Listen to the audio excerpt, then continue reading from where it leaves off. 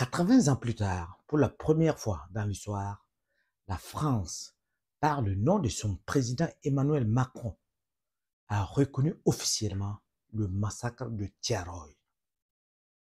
Le massacre des tirailleurs sénégalais revenus de la Deuxième Guerre mondiale, tout simplement parce que ces tirailleurs avaient demandé leur paix. Lors de la Deuxième Guerre mondiale, le général de Gaulle a fait de nouveaux appels aux Africains pour lutter coude à coude avec eux lors de cette Deuxième Guerre mondiale. Les Français ont fait appel aux Maghrébins et aux tirailleurs sénégalais. Les Anglais, quant à eux, ont fait également appel à leur unité, les King's African Rifles. C'est une unité qui avait été créée autour des années 1902. Une unité qui était chargée de la sécurité intérieure des pays. Et dans cette unité, on retrouvait les Ougandais, les Kenyans, les Somaliens, les Tanzaniens et ceux de la Malawi.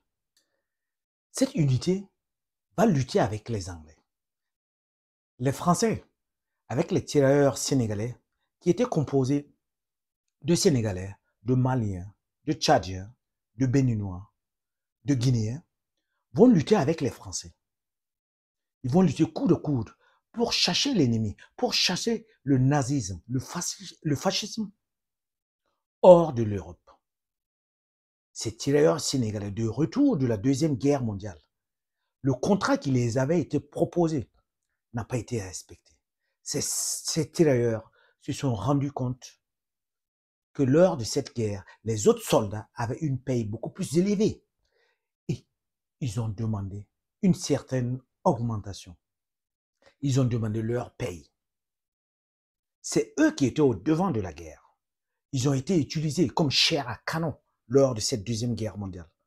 Et c'est également eux qui faisaient les corvées les plus répugnables. C'est eux qui transportaient, qui chargent, qui allaient chercher l'eau, qui allaient chercher le bois, qui allaient faire la cuisine pour les autres régiments, pour les autres troupes. Du retour de la Deuxième Guerre mondiale, à Tiaroy, en Sénégal, ils ont demandé tout simplement leur paye. Et en contrepartie, ils vont recevoir un massacre. Ils vont recevoir une fosse commune. Ils vont recevoir des dépouilles qui ne seront pas enterrées selon la tradition, la coutume, la religion en Afrique. Les tirailleurs sénégalais. Officiellement, les Français parlent de 35 personnes. Il y a des historiens africains qui parlent d'une centaine de personnes massacrées à Tiaroy. Quel que soit le nombre, quel que soit le nombre de personnes, ces personnes ont tout simplement demandé leur salaire après le travail qu'ils ont eu accompli, après le travail qu'ils ont rendu.